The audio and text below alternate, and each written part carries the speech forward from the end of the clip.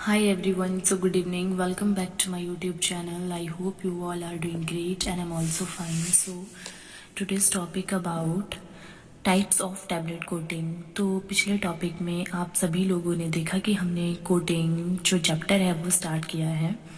उसमें हमने डिफरेंट जो टॉपिक्स थे वो कोटिंग में हमने क्लियर किए और आज का जो मेरा टॉपिक है वो रहने वाला है टाइप्स ऑफ टैबलेट कोटिंग।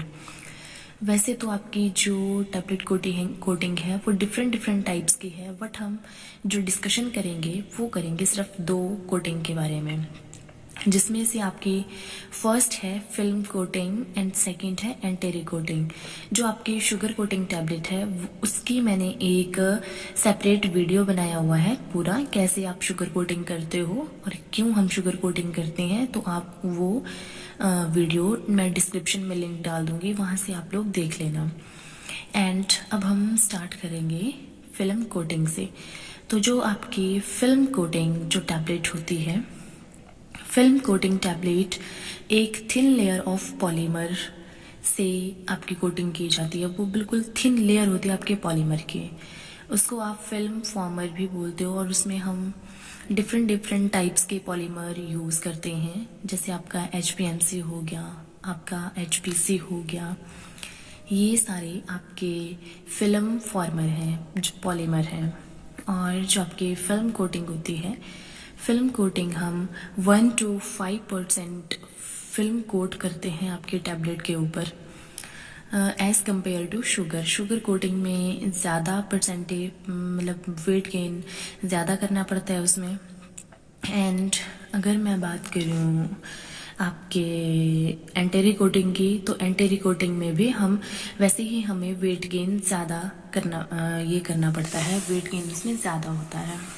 तो ये जो आपकी फिल्म कोटिंग होती है वो एक सिंगल स्टेप है, वो बिल्कुल सिंगल स्टेप है। और उसमें फिल्म कोटिंग जब हम करते हैं तो उसमें ज़्यादा टाइम नहीं लगता है, वो आपके टाइम को भी रिड्यूस करता है। और सबसे जो मेन है वो है फिल्म कोटिंग में कि वो लेस कॉस्ट है, उसमें ज़्यादा खर्चा नहीं होता है। इसलिए हम ज़्यादा प्रेफर करते हैं कि आपकी फिल्म कोटिंग हो जाए मैक्सिमम टैबलेट में।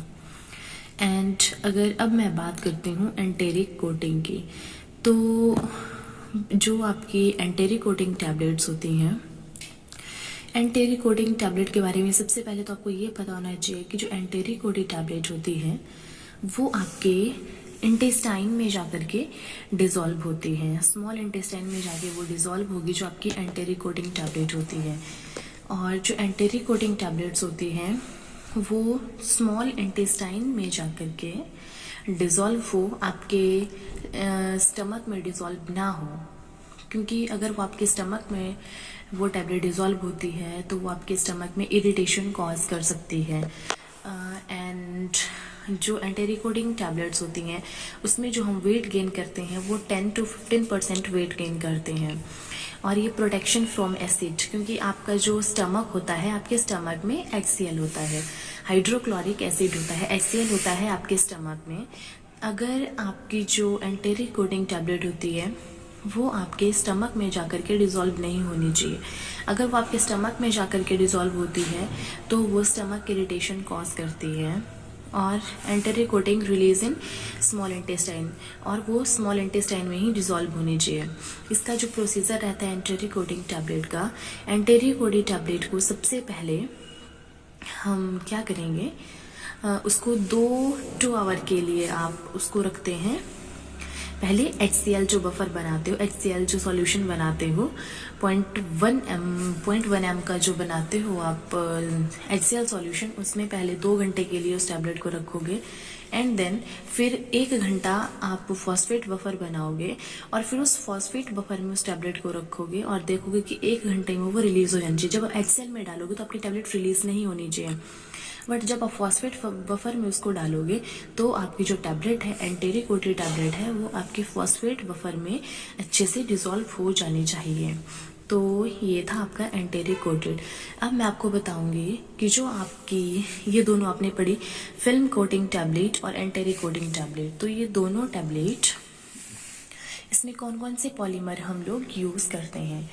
तो जो आपकी फिल्म कोटिंग टैबलेट जो होती है उसमें HPMC और HPC हम पॉलीमर यूज़ करते हैं, और जो आपकी एंटेरी कोटेड टैबलेट है उसमें एक्राइलेट, यूट्राजिट, CAP और PBAP हम ये पॉलीमर यूज़ करते हैं।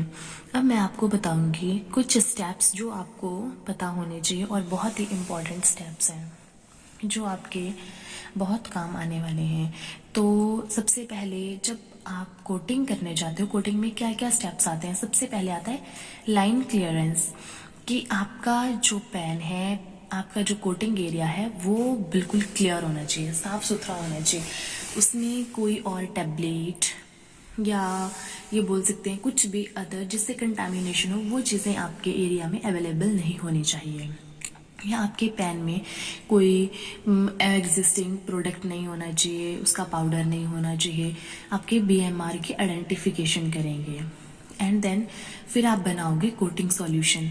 आपने कोटिंग सॉल्यूशन बनाया, फिर आप टैबलेट को अपने पैन के अंदर लोड कर दोगे।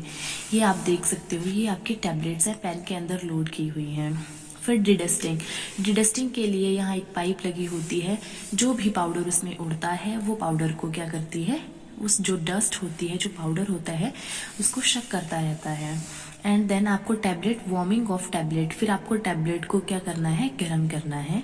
Application of solution, after that आपको जो सॉल्यूशन है उस सॉल्यूशन को अप्लाई करना है अपने टैबलेट के ऊपर।